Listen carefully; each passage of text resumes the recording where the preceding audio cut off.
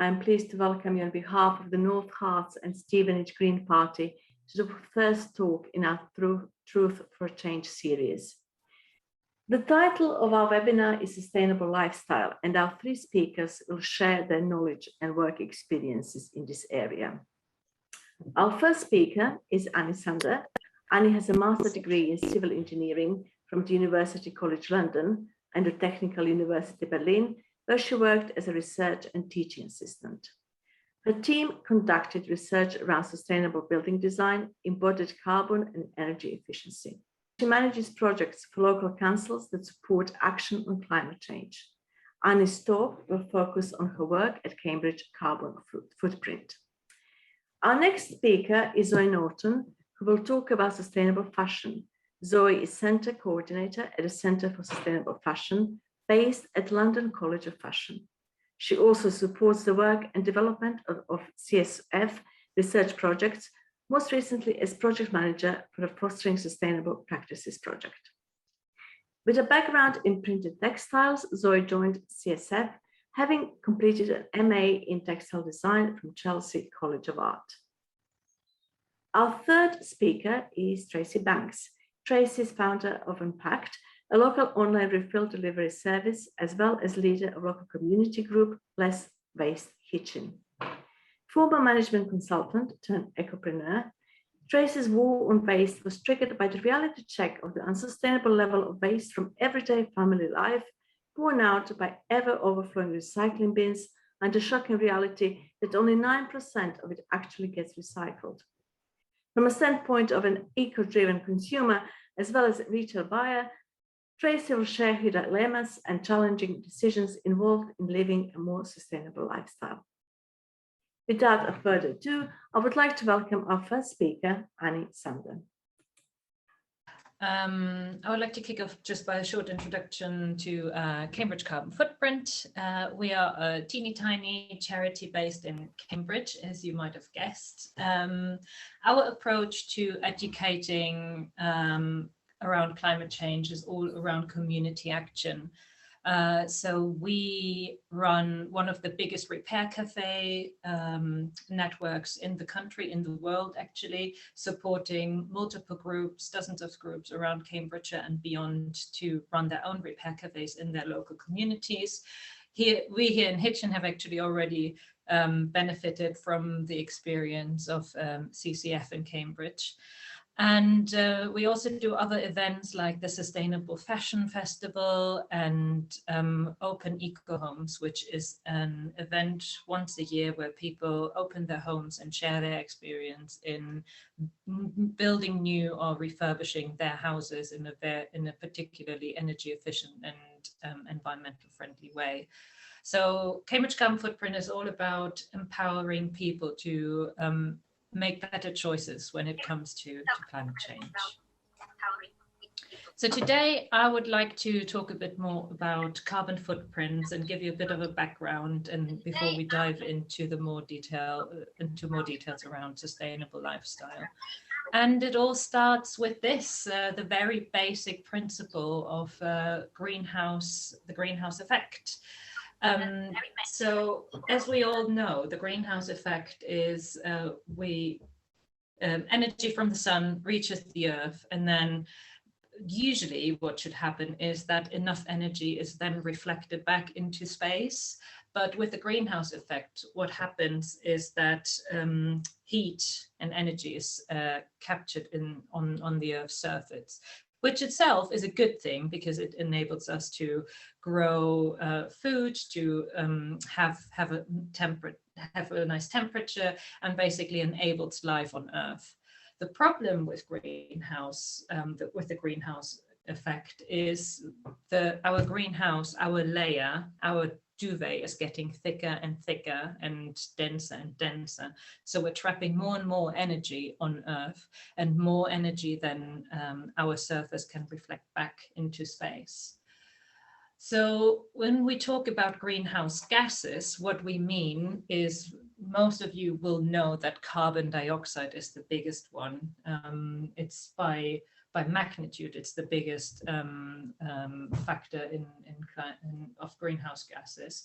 But another powerful one is also methane, which is much stronger, but it doesn't stay in the atmosphere as long.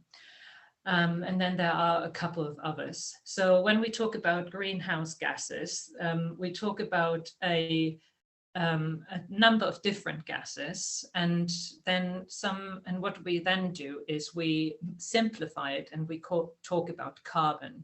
So what we mean is all of these gases, they all have different characteristics. So for example, as I said, methane is much more potential. So it's much denser, and it holds energy back much stronger, much more than CO2 does.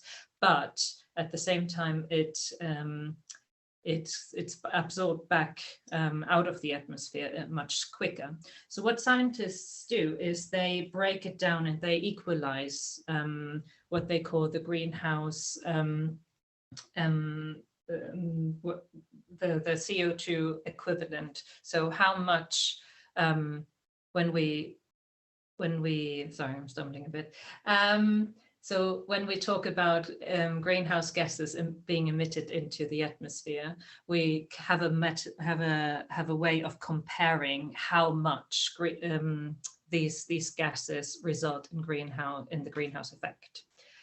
So the equalizer that we're using is the carbon equivalent.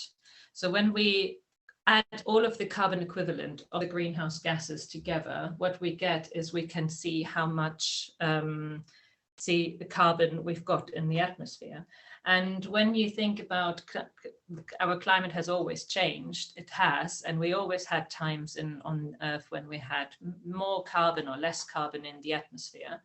But the worrying bit at the moment is that we've never seen so much carbon in our atmosphere, and we've never seen the speed with which we add carbon to our atmosphere. So we're topping on layer on layer on layer onto our Earth, and it's getting very warm and very cozy. So what scientists do is they calculate how many more layers, how much more carbon can we emit into our atmosphere before we start seeing certain amounts of heating. And that's what these sort of graphics, which I'm sure you've seen, indicate. So they say if you add this much carbon to the atmosphere, you will end up with a heating around 6 degrees. If you add less, 5 degrees. If you add less, 4 degrees, and so on and so on. So our goal needs to be that we stay well beneath 2 degrees warming, because, and I won't go into much detail there, but you all know, I guess, that with 2 degrees warming, we're already looking at more extreme climates. We're looking at droughts and floodings and all of that. And so it's not only us getting warmer, getting a few degrees warmer in the summer or the winter, but the heating also brings a more extreme weather. So our goal is to stay well between the 2 degrees. So what we have to do is we have to stay within a certain budget. We have to stay within a certain limit of how much carbon we can add to the atmosphere. And again, you can calculate how this budget, you can calculate how much carbon we're allowed to add until we reach certain tipping points and certain climate change points. So we can call that our allowance, and we don't really have much allowance left. So this one was from the Cambridge and Peterborough joint administration, and they looked at their carbon emissions, and they found that we aren't really allowed to add much more. So what we're trying to do is reach net zero. So when you hear that buzzword, net zero, what it means is that we're trying to reach a point where we're not adding more carbon, more greenhouse gases to the atmosphere than what we can extract from the atmosphere. So tree planting and new technology to extract carbon from the atmosphere is all good and well, But what we have, because they help us extract carbon from the atmosphere, but what we also have to look at is how much we actually pump up. So that is the net zero. That is what we're trying to get at, is this balance of how much we pump into the atmosphere and how much we get out. So when we look at the different sectors in the UK, what the different sectors produce, the biggest emitter is transport, or used to be transport, but that has gone down. And but by far the biggest emitter has been energy, and that has worked really well to decarbonize the energy supply, and by investing in renewables and so on. So you can see that we have managed to reduce our carbon over the last 20 years, but we still need to do more. And especially if we look at the international comparison, UK is still very much up there with the top polluters. And if you look at the average footprint of a person living in India and the average footprint of a person living in the UK, you can see how much more carbon we're producing. And if you think back to what I've said earlier about the budget and the allowance, it's basically us taking up that allowance, that budget, and not leaving much for other people around the world, or let alone future generations. So what are we spending that budget on at the moment? We're spending most of it on food and drink, by eating meat, by eating dairy, by wasting food. And we use a lot by heating our homes in a not very carbon-friendly manner, by transport, by using our cars, and by just services. So just going to the hairdressers, going to the swimming pool, just being used to using all of these different services. And then also flying and all these other different things. Shopping, as you can see, is not quite that high of an emitter when you look at the comparison, but keeping in mind that this number is quite old and shopping has gone up with its emissions, especially since the pandemic. We've seen a huge spike in shopping emissions. So looping back to what carbon footprint does. So we help people understand their carbon footprint. So helping individuals understand how they produce carbon in their everyday life. And what we've done is we've created a calculator that helps people calculate, actually putting numbers on the different parts of their life that create carbon. And it can be broken down, and this is what most calculators do, into food, energy, so home energy, transport, and shopping. So you can find this calculator on our website, cambridgecarbonfootprint.org. So I recommend you have a look and share it with others to encourage them to do the same. And it runs through some questions around your habits, what you and your house and transport and so on. And then by the end, it gives you a result, and you can see which one is your biggest area of emissions. And then it also encourages you to take action, because what we need to do, again, if we think about our budget, everyone needs to take steps to reduce their carbon. Our goal for 2030 should be that everyone reduces their carbon by 30%. And then we don't stop there on our homepage. We work with the city council, Cambridge City Council, to create the Cambridge Climate Change Charter, and that encourages residents to sign up and pledge to take action on climate change. So you find a long list of possible actions that you could take, and pledge to do them to reduce your carbon footprint. So different actions in the different areas of the footprint, and there are also a couple for in particularly shopping. So you could it is indicated how powerful the action is, but taking it with a pinch of salt that this, of course, is very much based on Cambridge averages. But generally, you can say that buying less will save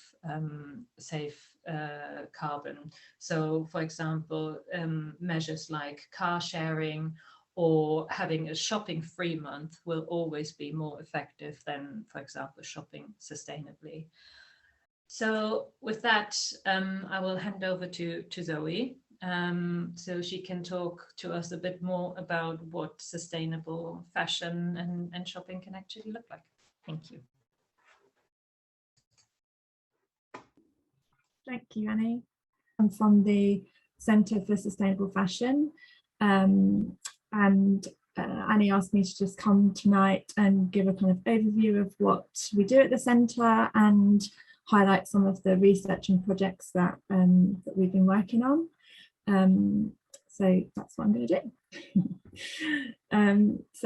As we've mentioned, CSF is a University of the Arts research centre based at LCF. So for anyone not in academia and wondering what that means and what that looks like, effectively a research centre is a gathering or a group of people, a group of professors, doctors, researchers that all have the same goal or theme or thread to their work. So all of the centre obviously are focused on sustainable fashion.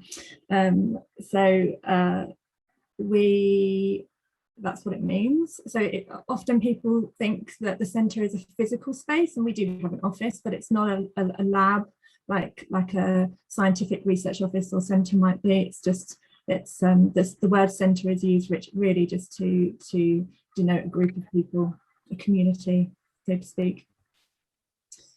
So we were set up in 2008, so we've been going 13, 14 years, and it was set up by Professor Dilys Williams, who originally, when she joined the London College of Fashion, was surprised at the lack of sustainability that was being talked about to students or being raised in curriculum.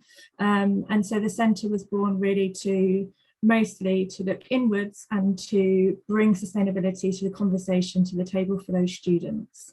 And so she set up a master's degree that was solely focused around sustainable fashion, and we started work on bringing the discussion of sustainable fashion to the students initially. And we're now a much bigger group of people, and we have a wide range of diverse group of researchers and communicators. There's about 20 of us working on lots of different projects and focus. And the centre, I suppose, takes a holistic and systemic approach to sustainability. So looking at it much more broadly than being focused on one particular area of the term sustainability. I'll talk more about that in a minute. And collaborates with lots of other universities and other organisations and businesses and industry globally around the world. So the centre is made up of kind of 3 practice areas. So I've talked about education, obviously, and researchers, but then also knowledge exchange, which is effectively what we call our industry-focused work. So any projects that we're doing with anybody outside of academia, from businesses to government, NGOs, any kind of external public-facing organisation where we can take knowledge and we can also learn from them. So our education work obviously is focused on now taking what we're doing, what we're learning to our students, and embedding that across all of the college and across all of our courses at London College of Fashion. So we now work with all of our courses on all levels to make sure that sustainability is embedded with all of the curricula. as well as having a dedicated master's degree, as I mentioned earlier. And we also now have started working on creating online open access courses, which are also for the public outside of LCF, which are free for anybody. They're hosted on a platform called Future Learn. And those short courses, those 6-week courses, are open access, are free to anybody. And we're developing more of those. We've got 2 and we're developing 3 more. So one of the education projects, oh, it's not clicking. There we go.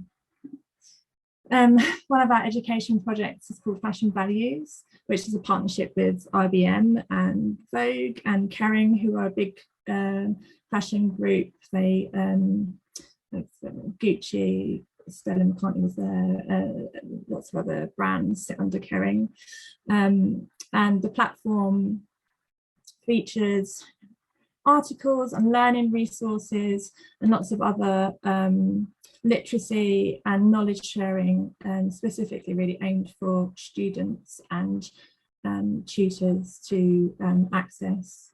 And then part of that is that we have a kind of global challenge where we make a call out to students to bring forward innovative and thought-provoking, challenging ideas that could change the industry or certainly make the industry stop.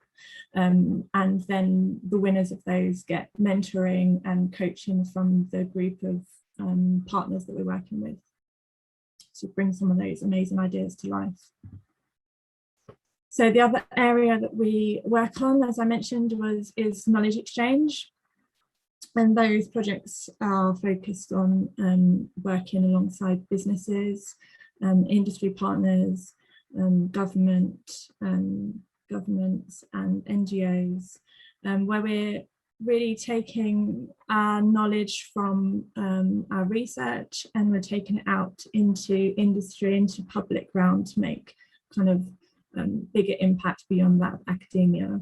And also then we can learn from industry and bring that knowledge and those things that we learn from what's happening in industry back into the centre, and that then helps us to formulate and think about how our research can develop and change so that we can have more and more impact. So as an example, one of our recent projects has been with the publishers Condé Nast, who publish publications like Vogue and GQ and Vanity Fair to create a glossary of terms. So they came to us to say that, you know, that there is a kind of lack of understanding often in media around sustainability terms and terminology, and the lack of the kind of inconsistency of those terms make it problematic for consumers and for readers to be misinformed and not understand what things are meant by certain words. So a glossary of terms was created for the publishers, who now all of their editors and people working in those publications have access to, so that there's a common ground and everyone can use the same terms and know what those terms mean, that they're fact driven, that we know that they're correct, and that Condé Nast were really great in also making sure that that was then open access. And so there's a website on Condé Nast website where you can access all of those terms, and we're adding to them all the time.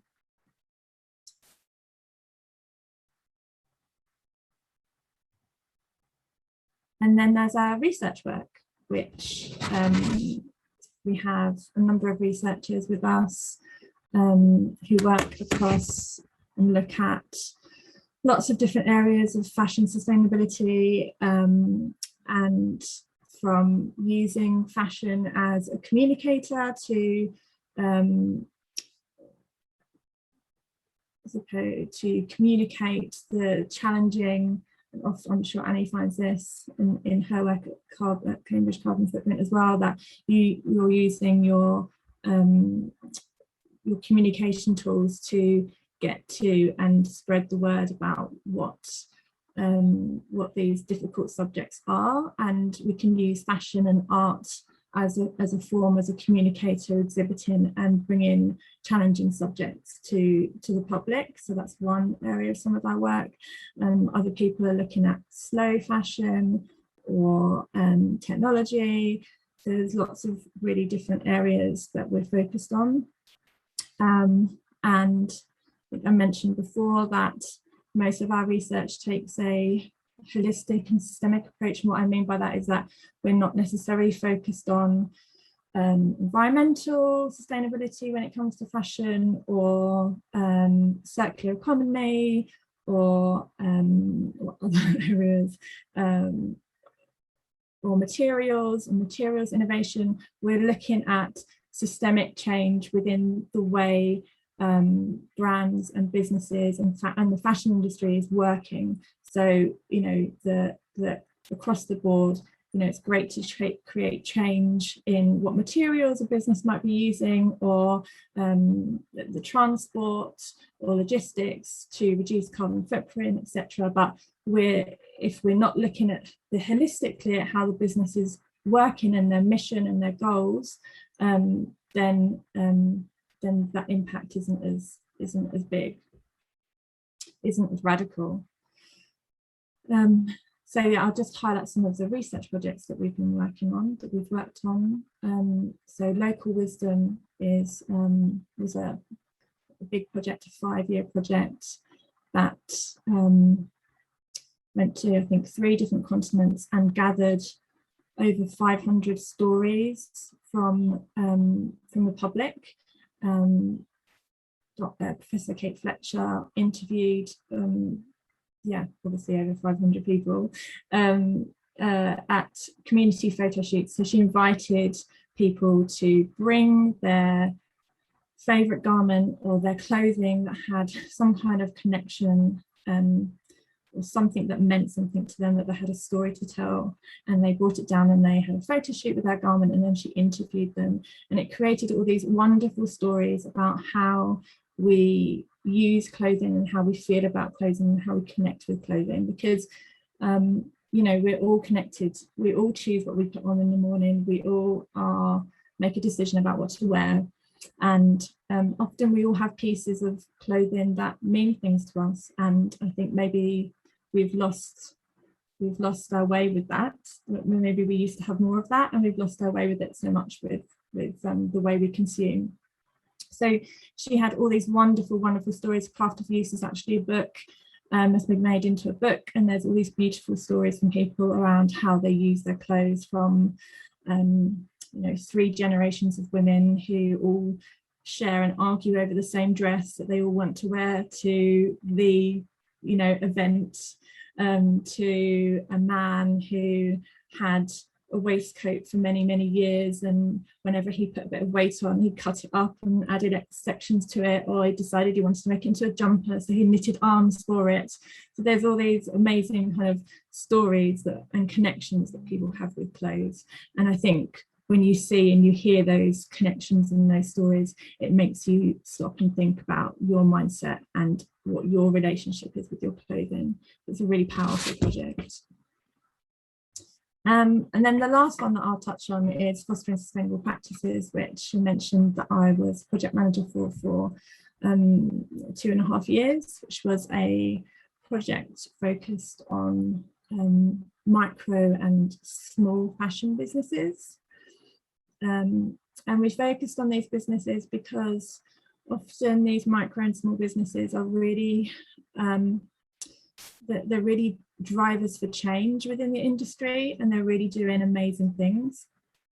The fashion industry is made up of a huge percentage of micro and small businesses, and often the industry is really looking at them as their R&D. They're seeing them as their inspiration, and they're not often recognised for that. So we really explored all these different practices that these micro and small businesses are using, and the way they are trying to change the industry whilst also in it. And the project had, well, we created a huge hub of resources, but we found all these amazing stories, amazing businesses that we could produce case studies of. But we also realised that these businesses often struggle for support because they are so radical in how they are running their businesses, that often they struggle to find or fit with business support organisations that can offer them support and the much needed support and mentorship that they need to grow and or not even grow, just to sustain their business. And so the project created a guidebook which highlighted some of the ways that support organisations, so the guidebook isn't for the brands themselves to use, although they could, but it is for predominantly business support organisations, so that they can take those practical ideas and see those case studies and implement those within their own programs of support, so that when those small businesses, those fashion small businesses, are looking for support and looking at business supports, especially, that those kind of support organisations can offer them business support with sustainability in mind. So, you know, what we often find with micro and small businesses, that growth isn't their goal. Their goal is to make impact. Their goal is to have impact on their society or their culture, or to often they want to also drive the message of sustainability. And when it comes to investors or support, that's a whole kind of, they get a blank, you know. And certainly investors, they want to see growth and they want to see economic value, and they want to see that business sell more, produce more, make more money for the investor. So they often struggle with business support and sustaining themselves, whilst we all look on and tell everybody what great work they're doing. So from business models that are producing on demand, or let's go back on and I'll tell you a little bit about those businesses. So Paint a Jacket, for example, they produce batches of the jacket, so they only make jackets. I think they're on their kind of 8th or 9th batch.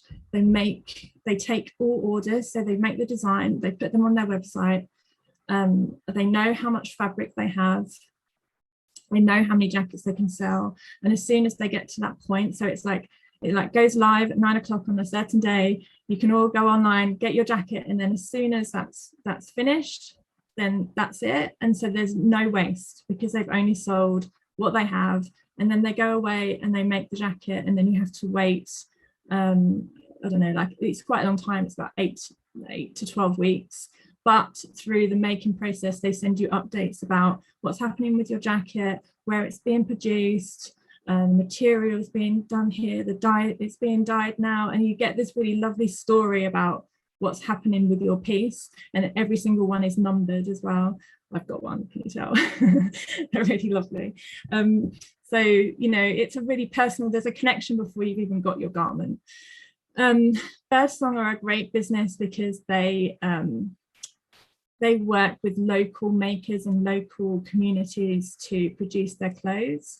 They know who is making their clothes, they know that they're paid a living wage, and they're also supporting other community projects. So I know that they have, you know, local communities working with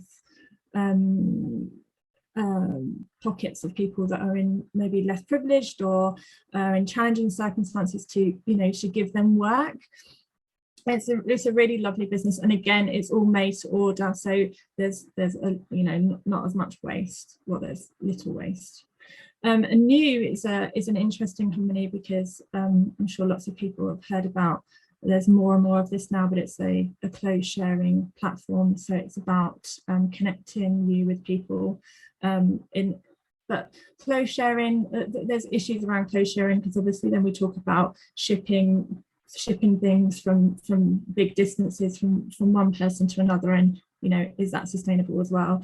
But New is different because it creates local communities within its app. So you're only sharing or predominantly sharing with people who are quite close to you. So it creates those kind of pockets of local communities.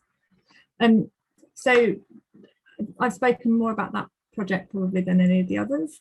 And I think that hopefully that links in with what Tracy's going to talk about, because I think what Tracy's doing is also another one of those examples of a small business doing something different and innovative and radical, and hopefully a wider industry can learn from it.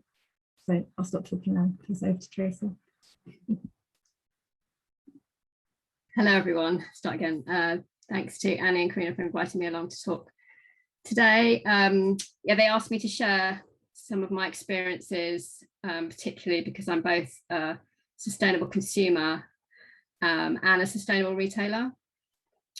So as Zoe just said, I am a micro business and I run Unpacked, which is a refill delivery service based here in Hitchin. It's a local online company, so you order online and we deliver refills, so package-free dry foods, toiletries and cleaning products to your home, to your doorstep in reusable, returnable containers, and then when you need more, we swap the full for the empties, milkman style. So essentially we are the sort of company that Zoe was talking about. So we are a retail business, but we exist to have impact.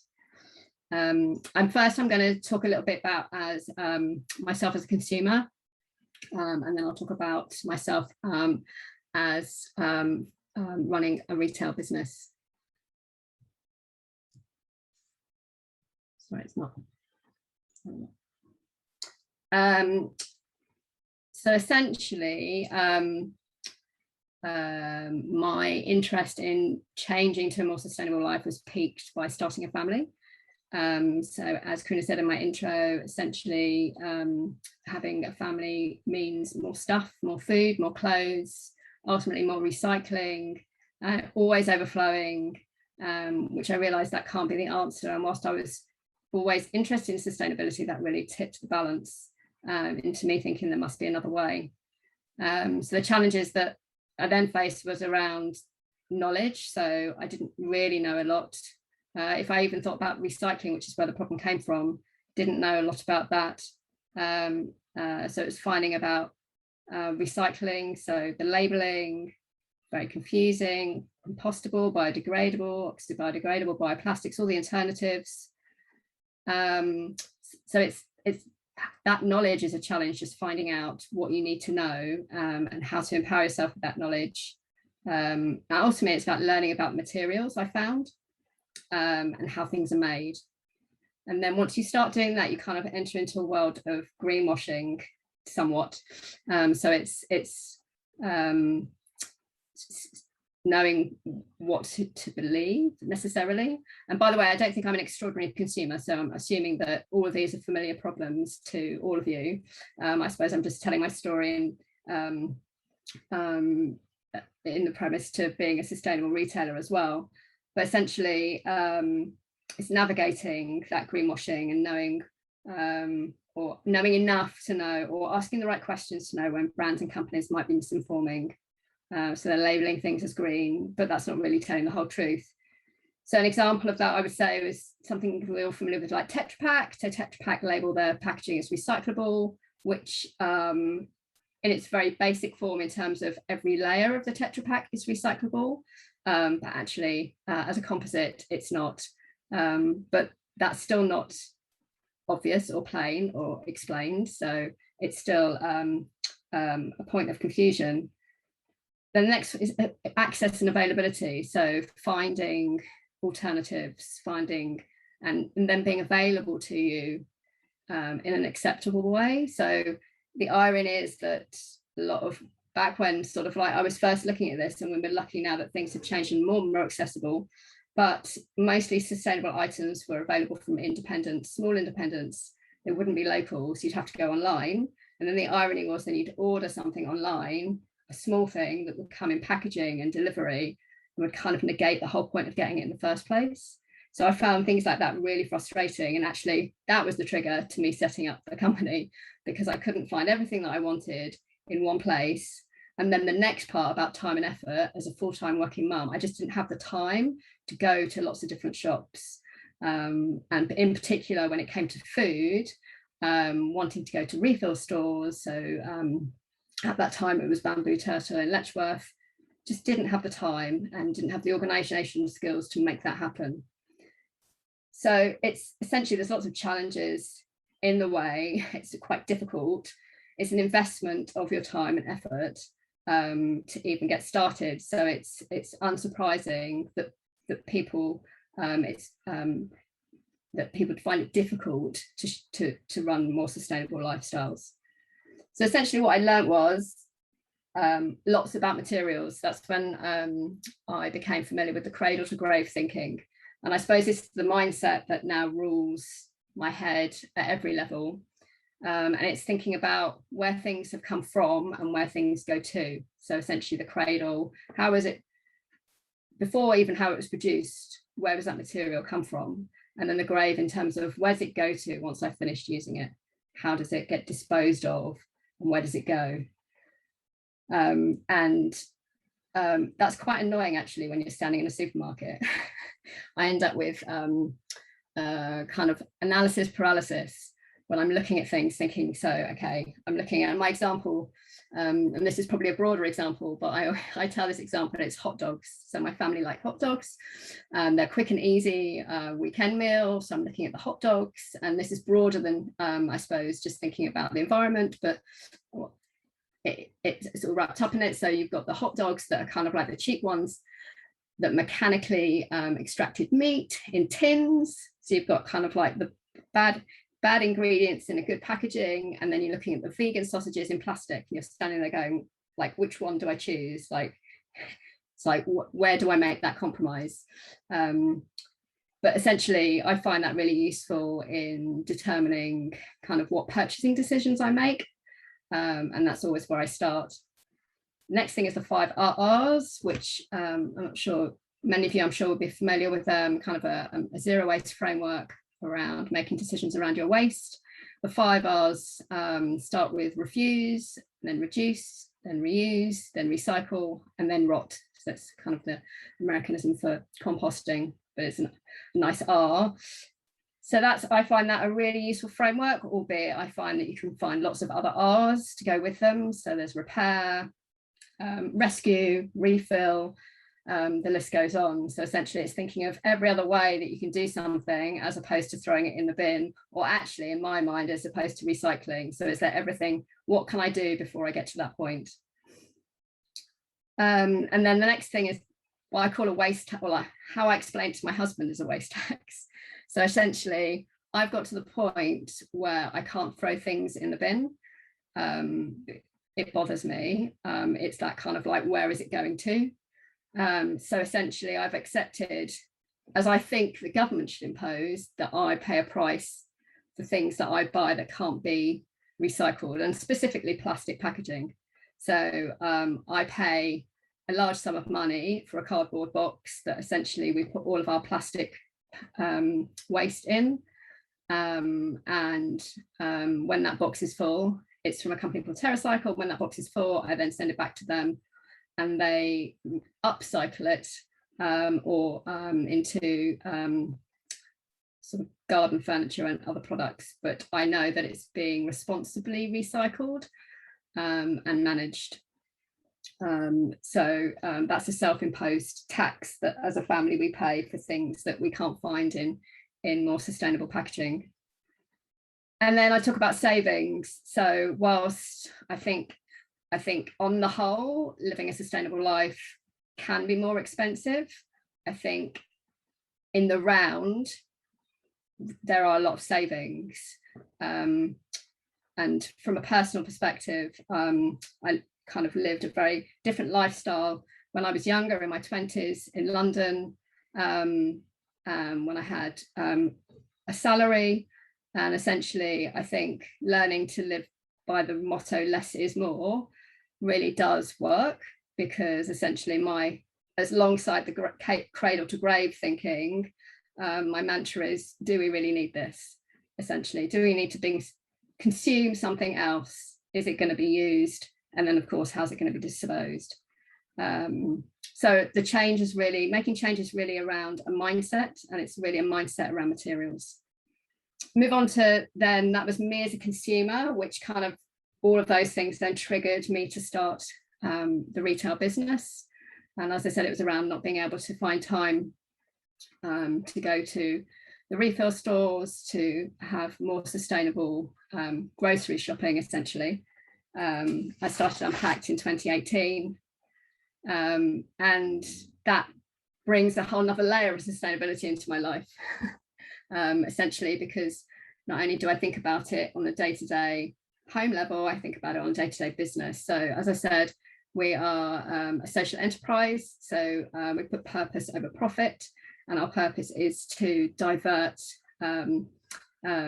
items of waste from our customers' homes, so essentially reduce their packaging from their weekly shops. And we measure ourselves by the amount of packaging we divert from their homes. So that being said, we really, as in running the business, need to walk the talk. So it's not just about providing our customers with package-free products. It means sort of imbuing all of that mindset within the running of a company. So the product obviously is the obvious thing. So what that product is, I said it's dry food, toiletries and cleaning products. So what it's made from is really important. What it's packaged in. So essentially, wherever we can, we source it in bulk, and wherever we can, we get it in sustainable packaging, whether that be paper, cardboard, the like. But often that's not possible. So we do get plastic packaging, and again, we have another cardboard box. So Unpacked has a cardboard TerraCycle box that we fill with all the packaging that we get through the business that products arrive in. So we make sure that we have zero waste to landfill, and where it comes from, the product. So we always try and think local. So if we can source things local, we will do as a first priority. Second, we'll try and get it within the UK, and then overseas will kind of be an exception. And I can talk to one exception there. Obviously, bamboo toothbrushes are prolific now. You can get them everywhere. There's lots of different brands, and people often asked why we stock a German brand called Hydrofill, and it's because they are a company that focus on, and they're called Hydrofill for a purpose, in that they reduce the amount of water, so they minimize the amount of water that they use in their production. So for me, that goes above and beyond any other kind of bamboo toothbrush maker that I've come across. And so I'm willing to invest, and I want to give our customers that kind of product. And everything we use in the operations, so from the picking and packing that we do, the furniture that we have within our premises, the clothing that we use. So all of our garments are either secondhand or made of organic materials. Marketing that we do, so leaflets are a real struggle for me, in that we are paperless consciously, and people always want leaflets. And the amount of times I get asked, have you got a leaflet? And most of the time it works. I can say, please take a photo, but other times there's just that time when people really want a leaflet. So again, a way around that I found is, or the only way around that I found, is to produce seed paper leaflets. So the leaflets themselves aren't waste, because that's the whole problem I have. So the leaflets that we have, you can plant, essentially, and they're organic. So the other thing is, obviously, we are a delivery company. So we have a vehicle. That vehicle is 100% electric. Obviously, there is an impact associated with that, but it's less than other options. Other dilemmas around signage on the vehicle. So every decision I make is always kind of caveated by my thinking I was telling you about before, in terms of the cradle to grave. So signage for most vehicles is plastic, so I went around a hole, and every decision takes 100 times longer than it normally would, because you have to go around these cycles, research all the options. And in this particular case of vehicle signs, I ended up coming back to plastic, because every other option I researched actually ended up being more wasteful in terms of for example, magnetic signs, turned out that actually they don't last very long. You have to take them off when it rains, wipe them down, and then their lifetime probably isn't as long as the plastic ones. So doing it all on a budget makes it even more challenging, because sustainable materials often cost more, but that's something that I have come to accept. But often things last longer because they are more reusable. And the other thing is about communication, so letting the customer know what we're doing. So obviously I can't transfer that whole thought process that I'm going through every decision we make, but obviously I want the customer to know or be reassured that we are thinking through at every time and every step in terms of walking the talk. I think that's where I've got more work to do, because I don't think I do that very well. So in terms of how I think I've talked through a lot of examples, but how I'd summarize how I overcome or how I enable ourselves to be more sustainable as a retailer is just thinking around the problem. Lots of research, lots of options and lots of alternatives. It takes more time, but in the end it's worth it. It's very satisfying when you find a solution that actually ticks all the boxes or takes you closer to being more sustainable. Being creative, so I've talked about the seed paper leaflets, secondhand uniforms that we have, reusable cloths. So everything that we use when we're packing the refills is reusable. Asking the right questions, so I've learned that along the way in terms of talking to suppliers. It's kind of asking the same ones you would as a consumer, and really I think as a consumer you learn the questions to ask as a retailer, so that's been quite useful. And finally, just accepting the journey. So there's seldom a perfect answer on all front, and often there's compromises all along the way, but as long as I feel that I'm asking the right questions and taking small steps towards being more sustainable as a consumer and as a retailer, I think that's the right thing to do. Well, thank you very much, Annie, Zoe, and Tracy, on this informative and fascinating talks. So we'll now move to Q&A section. There are a couple of questions in the chat, which I'm going to read and ask the relevant presenter to answer. But then I think because we have quite a sort of small group, then everyone can actually, whoever wants to ask a question can actually raise a hand. To do that, I think there is where it says reactions, that there is an option actually to raise a hand, and then you can just ask a question. However, if you prefer to use chat, then just post your question in the chat. So the first question from Kristen Watson, and I think this is a question for Annie. Does shopping take account of delivery service? In our calculator, it doesn't at the moment. Our shopping section works with UK averages, and that is mainly focused on embodied carbon. So carbon that was produced when, or was emitted when the object was produced. Delivery would be is in the transport sector, but I mean, what I think is implied in the question is yes, during the pandemic we've also seen a big spike in delivery vehicles. You can already see that there is already the first bit of research in that. That white delivery of vans have basically taken over our streets, but that is not in our calculation as of yet. Thank you, Annie.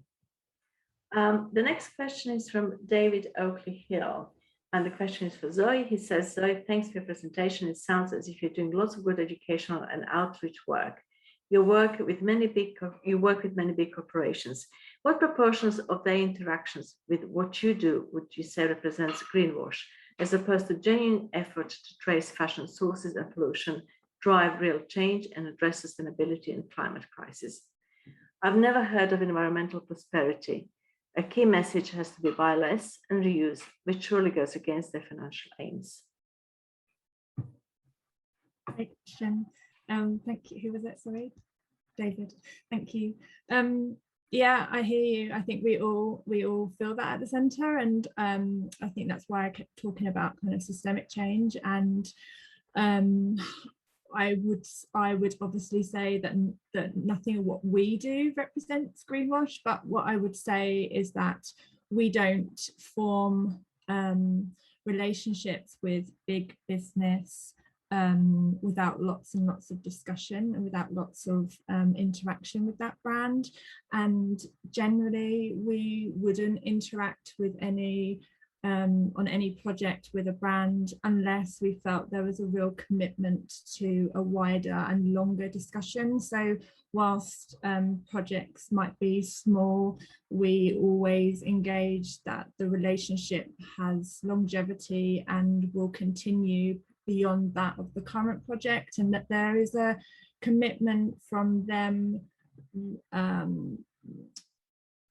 that there is a recognition that more needs to be done, and that they recognize that yeah, that their business models don't always align with what they need to do, and they recognize that there is big change that needs to happen, but we always battle with it. And I think we feel and have felt that we can't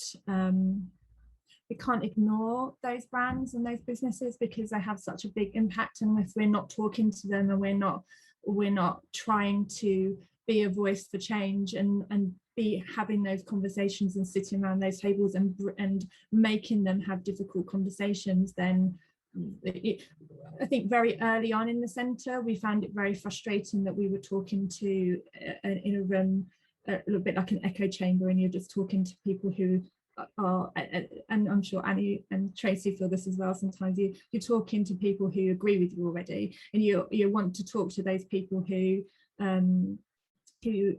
don't know, who aren't educated, who haven't thought about these things. So we always see it as a step into that brand so that we can try and have impact on them, to try and see real change. Does that answer it enough?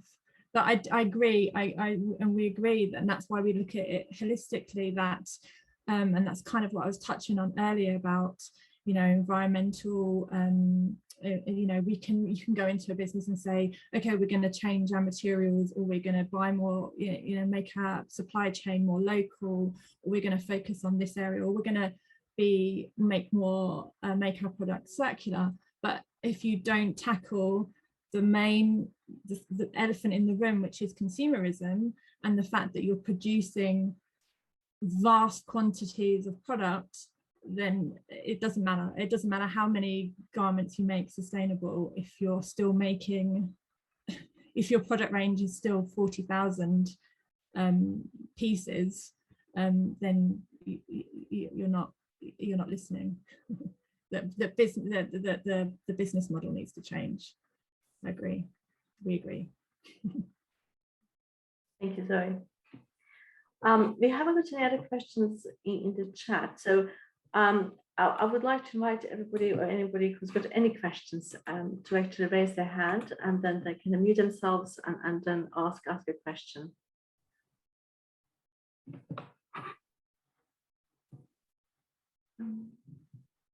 Okay. Well, while we're waiting for people to have a think, I have a question for Tracy.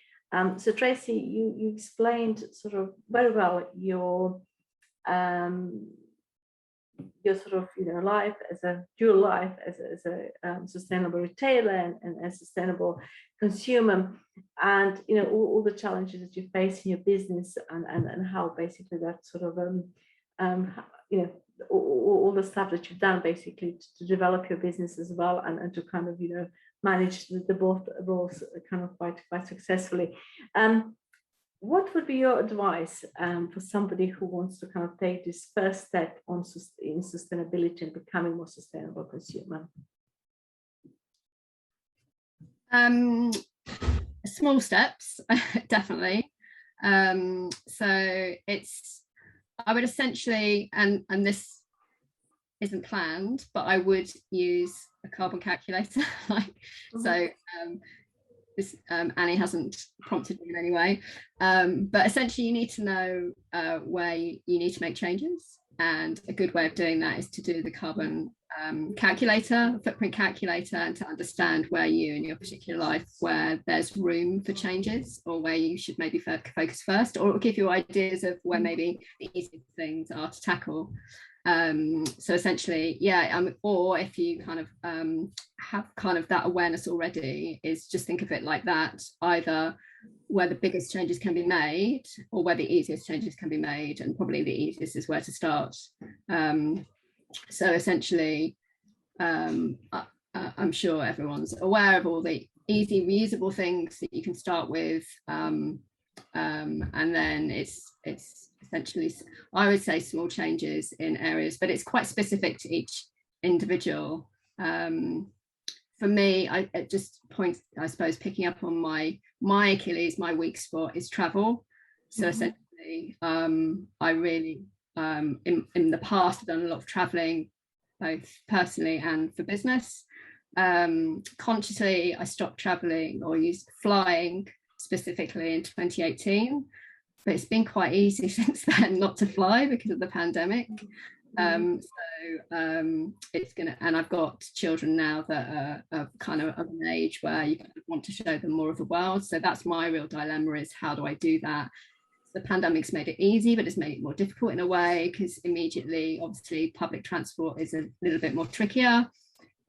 So in terms of where I'm focusing next, that's my focus, because it's not an easy thing, but I've kind of done quite a lot in the other areas of my life. So that it's time to kind of face that one head on. So previously we were using the train. But yeah, so I'd say it's up to an individual to understand kind of where they can make the biggest amount of change or the easiest amount of change. And the calculators that are about, of which the carbon footprint, I say, is a really user-friendly one, offers you advice on that. Thank you very much, Tracy. I think Katrina wanted to pose a question, I think. Yeah, just following on from what David said about the big, this is for Zoe, the big fashion companies, they just want to make money, don't they? So are they ever going to reduce the amount that they make because they really think they've got to have profit? And also the sort of bespoke small companies that you said made, like they made the jackets, are they going to be horrendously expensive? So they've got a very, very small sort of market, and then they're never going to be able to, you know, give everybody clothes, are they? So is there a huge gap between the bigger companies and these sort of bespoke ones that we're trying to encourage to be sustainable? And what can we do about it? I think yeah, you're right about big brands. I think we can get to a point of kind of having the conversations of saying that business models and brands need to change about their makeup. But fundamentally, there's no real change in terms of policy or government kind of like forcing change to happen. Realistically, maybe. I think some of the brands that we speak to, they do recognise that their model to change, that consumers are becoming more mindful, and people are starting to think about what they're using and things. And I think it's becoming more, they're getting asked more questions as consumers are kind of saying, well, how have you made my stuff? Where is it coming from? You know, they're hearing those things for consumers, and the more they hear them, the more they realise, oh, you know, we probably have to change our model, because otherwise in the future we're not going to have a business.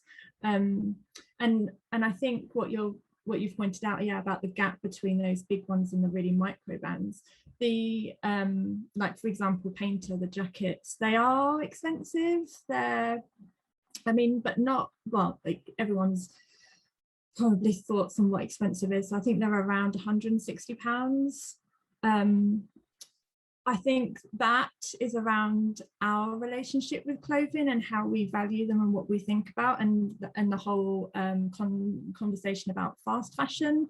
And you know, it wasn't an easy, I don't have a huge income. It wasn't an easy decision for me to pay £160 for a jacket, but I know I will always have that jacket. I'm not throwing it out after wearing it 7 times. It's going to be in my wardrobe for a really long time, and I can tell you that's probably the only thing I'm going to buy this year. So I think it's around 2 things, and one of them is around how our relationship with fashion and people buying less and buying well. Thank you, Zoe. We have next question from David for Annie. Hi, Annie. How much of what you do is about personal carbon footprints? Do you have a longer list of actions? And how much about companies, councils, etc.?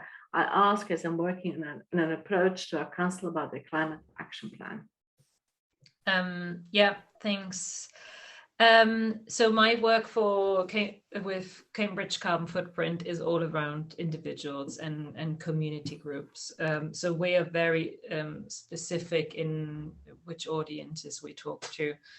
But having said that, both projects that I worked and am working on at Cambridge Carbon Footprint are funded by councils.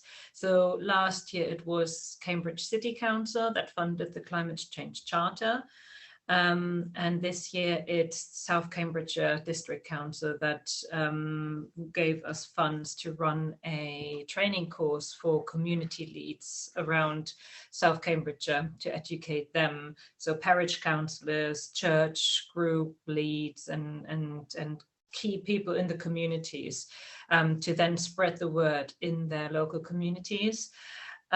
So we don't lobby the councils. It's actually over there they are a bit more advanced than we are over here, here in North Herts. So they actually came to us and asked us for help to reach the individuals in their councils. I'm pretty sure you are aware of it, but Friends of the Earth, they have revisited their original Actions for Council list and republished it recently. So have another look at that, because it's really comprehensive and really well done. And we work with that a bit with the local parish councillors that we're working with in Cambridgeshire. And so yeah. It's and businesses, that was the other question. So the project that we did last year, the Cambridge Climate Change Charter, that looks at businesses, at local businesses as well. So you can sign up either as an individual and household, or you can sign up as a business. Engagement with businesses has obviously been very slow over the last 1.5 years for obvious reasons, because most of them were busy doing other stuff. But having said that, it's actually picking up now that people are thinking, okay, how can we get out of this? Business is actually a really good time to engage with businesses again and make sure that that green recovery that everyone's talking about is actually happening on the ground. We do have a couple of resources on the website if you wanted to use them for businesses. But it is a tricky one, because businesses are so diverse. Every business is different. Every business needs support in a different area, that most of the work around that is done on a one-to-one basis. But have a look on the website. You might find something useful in there. Thank you, Annie. We have a next question from dear Linda. It is good that consumerism is finally seen as the big problem. Why is there so much focus on giving up meat and dairy, but not giving up overly processed, calories-rich, nutrient-empty treats?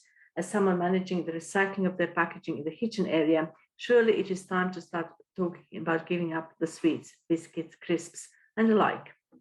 And how about giving up pets? Don't we count their diets into the global footprint? Tracy, would you like to answer that question? Yes, thanks, dear Linda, for the question.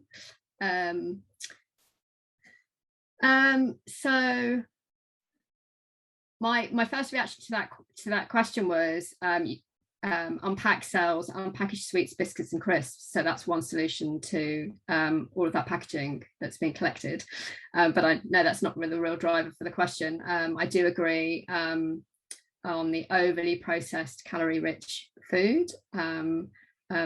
Often that comes in, so like ready meals and things like that, that obviously comes in packaging that isn't always recyclable. So I do agree with that. I think in terms of the meat and dairy, I might pass back to Annie because she knows more about that in terms of the footprint.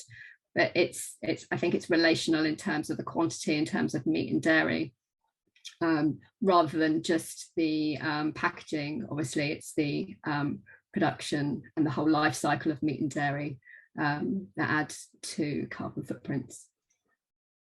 Yeah, so I'll pick up on that.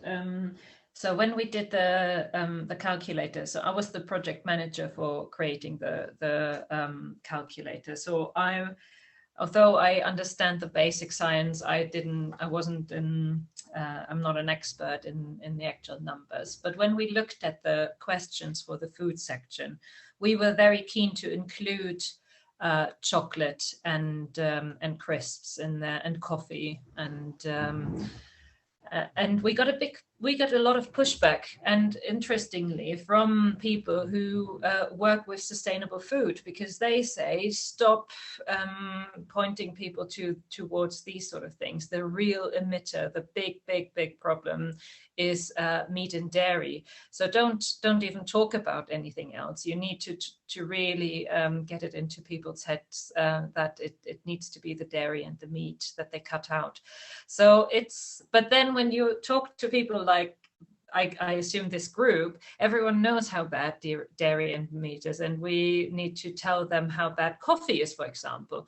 So there's kind of a learning curve, and you kind of need to cater for everyone. And even though I know the recycling is really frustrating, it's actually not that much in regards of footprint. It doesn't make such a big, it's not that big an impact. It's actually, so when we go back to Tracy's dilemma of vegan sausages in plastic and the meaty sausages in the tin, the packaging actually, when you compare vegan to meat, is so little. It's it doesn't really have that much of an effect. It's really the big guns is the vegan versus, or the meat versus non-meat, and dairy versus no dairy. Thank you, Tracy, and thank you, Annie. We have a question from David for Zoe.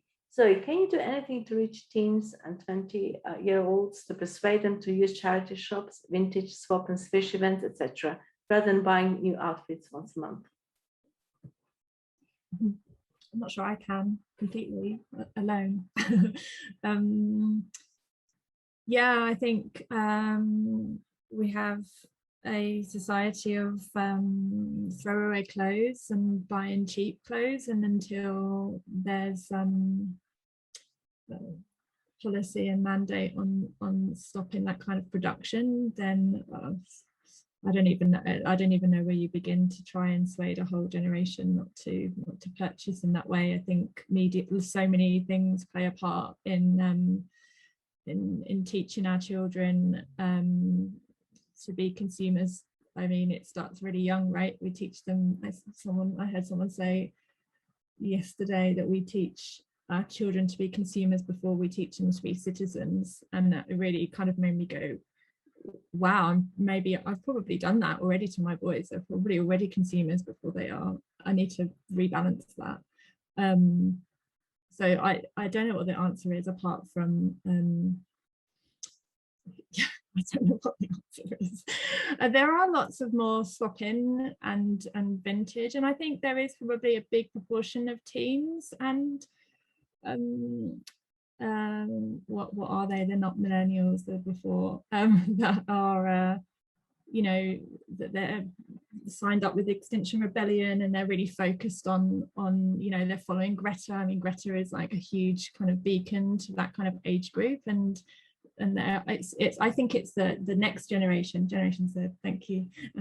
I think it's the other. I think it's millennials. I think it's the older ones that that have got into throwaway fashion and spending hundreds of pounds on big hauls and things like that. I think younger generation is starting to question how we're living and what we're doing. Hopefully there's hope. Right. We have a question from David for Annie. Annie, there are many calculators. Did you use other key ones as models? Which are the best? And do you think yours is more accurate by including different things or correcting inaccuracies in others? Of course, I think ours is the best. No, but seriously, ours is it's basically a tool for what we're trying to achieve, which is talking to individuals and starting and getting them to start think about their own personal carbon footprint. So, for example, what we're not doing with ours is we don't have a baseline value, which other calculators will always include. So other calculators will include a baseline value for you just living in the UK, for you having access to a swimming pool, to a school, for your roads to be surfaced when they need to. But you know what I mean. You know, just by being a citizen in the UK and having access to certain services and infrastructure, you already have a built-in carbon footprint, and we didn't take that into account. So our footprint will always be lower than the footprint that you'll get on other tools, because ours really wanted to focus on what people can do in their own personal life. So that is the result that you will get when you do our calculator. We were able to take a bit of a more localized approach. So some of our values, don't pin me down on which ones, but some of our values are really based on Cambridge, not just general UK values. So, for example, values around transport and that sort of thing, they are actually based on numbers for Cambridge. So we try to really strike a balance of going into more detail and tailoring it to talking to individuals in Cambridge. I can give you some other good ones off the top of my head. The WWF is always a good one. It's a good engaging one. What our team didn't like about it was the advice was just a bit too general for our liking. So where you'll get, if you run through our calculator at the end, you will get a tailored recommendation. So if you've already said that you're vegan, we won't propose that you go vegan. We will tailor our suggestions of which actions you should take based on your answers. So that is something that annoyed us around the WWF one. But it is a really good one to just send around to relatives or people you want to start thinking about it, because it's WWF is a trusted organization, and it's a really quick and easy calculator. So that's a good one. Let me find out the other one, which is pretty precise. I need to look it up. I don't have it off the top of my head, but I can look that up. Thank you, Annie. The next question is from Davina Malcolm. What about Diolinza's question about pets? What is their footprint? Who would like to answer this question? Tracy or Annie? I'll admit I don't know the answer. It did come up in our calculator discussions. Well, if there are no further questions, I would like to thank all our speakers and all you participants. I hope you found that interesting and informative. We have a next talk as a part of our Truth for Change series on the 24th of September, so that's next Friday. And we have Natalie Bennett as a speaker. She's going to talk about sustainable agriculture. So I hope you are all going to be able to join us again. Thank you very much and have a lovely evening. Thank you, Karuna. Thank you. Thanks.